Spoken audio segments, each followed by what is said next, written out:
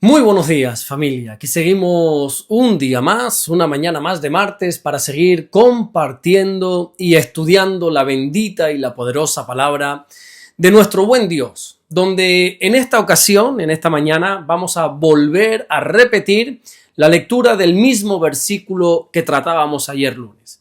Me refiero al versículo 27 del Evangelio de Mateo, capítulo 24, cuando así nos dice la palabra del Señor.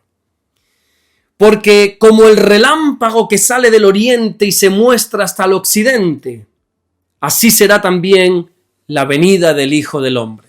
Ayer lunes leíamos este versículo 27, pero antes de explicarlo, creí conveniente hablar sobre el arrebatamiento de la iglesia para que todos los creyentes podamos tener clara la diferencia que hay entre el arrebatamiento y la segunda venida de Jesús.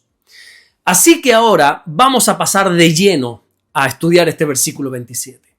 Jesús está dando las indicaciones de cómo va a ser su venida, no de cuándo, porque uno de los pilares principales del regreso de Jesús es que nadie sabe ni el día ni la hora, pero sí podemos saber cómo será ese acontecimiento.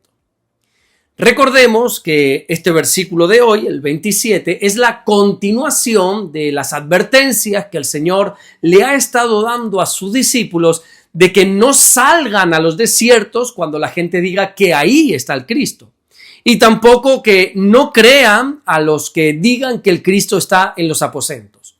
Y en este versículo 27 da los argumentos por los cuales no debemos creer a quienes digan esas cosas. Es como que Jesús está diciendo, para que nos entendamos, no os dejéis engañar porque mi regreso no se parece para nada a lo que os están diciendo. Jesús comienza hablando del relámpago. Y yo creo que esta imagen es perfecta para describir su venida. Porque el relámpago es algo que de una manera totalmente espontánea aparece en el cielo. El relámpago es algo que todas las personas lo pueden ver, ¿verdad? Por lo tanto, cuando Jesús venga, nadie va a tener que avisarte. Nadie va a tener que decirte, mira, el Cristo está allí, el Cristo está en el otro lugar. Creo que todos en alguna ocasión hemos experimentado cómo los relámpagos siempre ocurren de manera repentina. Es algo que sucede en una fracción de segundo. Curiosamente, el apóstol Pablo dice en la primera carta que le escribe a la iglesia de Tesalónica, a los tesalonicenses, en el capítulo 5 y en el versículo 2, que vendrá como ladrón en la noche. Pero fíjate porque Jesús nos da más detalles todavía y dice que va a ser como el relámpago que sale del oriente y se muestra hasta el occidente. ¿Qué significa esto?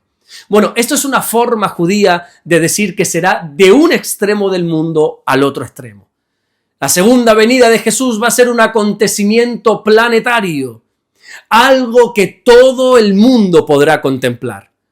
No importa en qué lugar de este planeta, de esta tierra te encuentres, porque te garantizo que tú sabrás cuándo ha venido Jesús.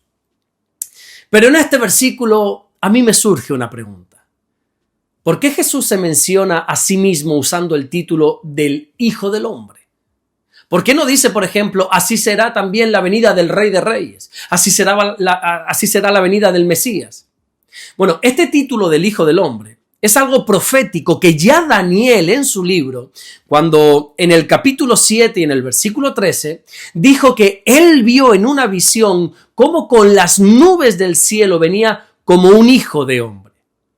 Y la segunda venida de Jesús es el cumplimiento de Daniel capítulo 7. Es como que Jesús le está revelando a sus discípulos, yo soy de quien habló Daniel. También este título de el Hijo del Hombre habla de autoridad, de la autoridad que tiene Jesús para traer juicio a este mundo. Recordemos un versículo muy interesante que se encuentra en el Evangelio de Juan, en el capítulo 5 y versículo 27, donde Jesús dijo que el Padre le ha dado autoridad de hacer juicio por cuanto es el Hijo del Hombre.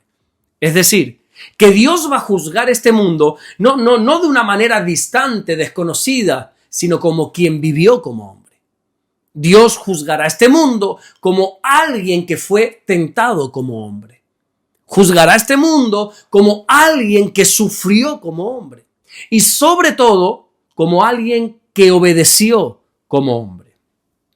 Por eso Jesús, con este título, se conecta de alguna manera con su primera venida. Recordemos que en la primera venida de Jesús vino en humildad. El Señor nació como un hombre y fue visto como uno más, ¿verdad? Pero en la segunda venida, el Señor vendrá el mismo hombre, pero ahora revestido de gloria. No pienses que va a volver otro Jesús. No va a volver otro Dios diferente, ¿eh? Será el mismo Jesús que fue crucificado. El mundo verá que aquel a quien llamaron, por ejemplo, blasfemo y aquel al que colgaron de una cruz era verdaderamente el Hijo de Dios. De hecho, dice Apocalipsis capítulo 1, versículo 7, que cuando Cristo regrese en las nubes, los que le traspasaron harán lamentación sobre él. Zacarías capítulo 12, versículo 10 dice lo mismo, cuando dice, y mirarán al que traspasaron y llorarán como quien llora por hijo unigénito. Esto quiere decir que cuando Cristo regrese, el pueblo que lo rechazó reconocerá que Jesús era quien dijo ser. El mundo verá al mismo Jesús que fue crucificado, pero esta vez lo va a ver glorificado y lo va a ver como el Rey de Reyes que es. Por eso tanto Juan en Apocalipsis como Zacarías dicen que llorarán porque se darán cuenta de la gravedad que cometieron al crucificarle.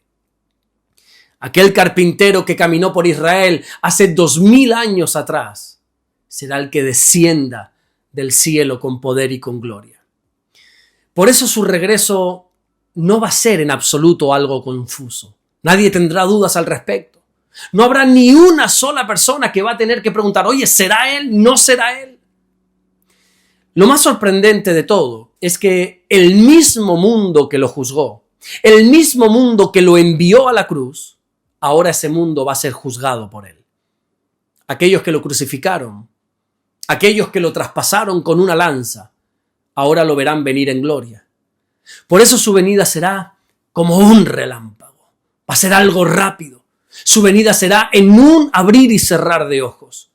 Y de la misma manera que nadie, absolutamente nadie puede detener un relámpago ni ocultar su luz, así nadie va a poder impedir el regreso de Jesús, el regreso de Cristo, y nadie podrá esconderse de su presencia.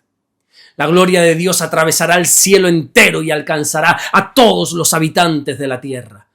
La luz del Hijo del Hombre disipará en ese momento toda mentira y toda tiniebla en un solo instante.